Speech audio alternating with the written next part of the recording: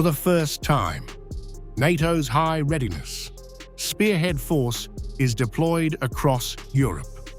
On the Baltic coast of northern Germany, Steadfast Dart 26 brings together nearly 10,000 troops from 13 nations, testing how fast European militaries can react together to defend the alliance as the Russia-Ukraine war enters its fourth year. The scale is massive.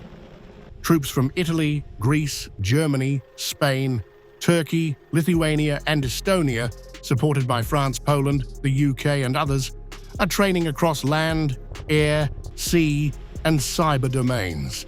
More than 1,500 military vehicles, 17 naval assets, and over 20 aircraft, including Eurofighters, F-16s, and A-400 Milam transports, are in action. At sea, Turkish and Spanish warships sail from the Mediterranean to the Baltic. On shore, amphibious landings unfold. Tanks roll out of the water. Commandos drop from helicopters.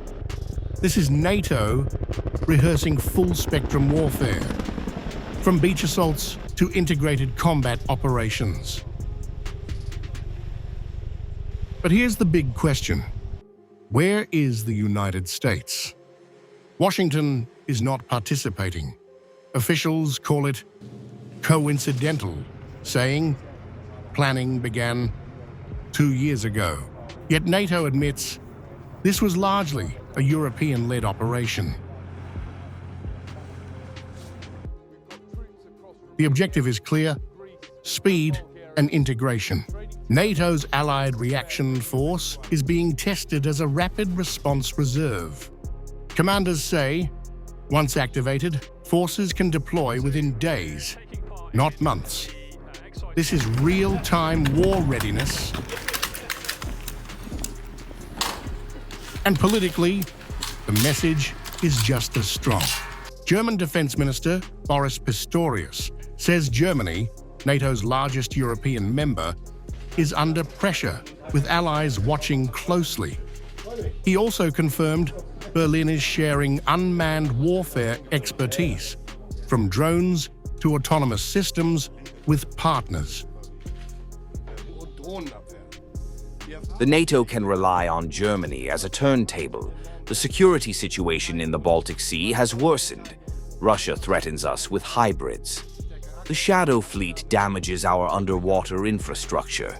There are more and more drone overflights and a significantly increased military presence in the Baltic Sea. We, the NATO, show presence and ability to act here and elsewhere. The lessons are coming straight from Ukraine.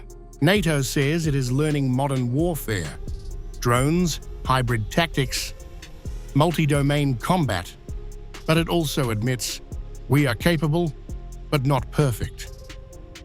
I think NATO is capable and ready, and are we perfect? No, definitely not. We have to learn. We have to become better. That's why the NATO spent more money. They have agreed spending more money. There are more capabilities. We learn from the war in Ukraine.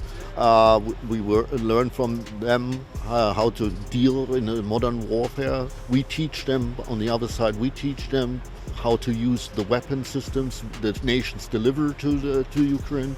So yeah, I'm pretty sure we can deal with such a war, or in the upcoming, if there's any threat. But as I said, we are not perfect yet, and we have to do our work.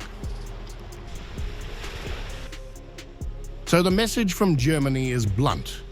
NATO is preparing, adapting, and investing, because the next crisis may come faster than expected.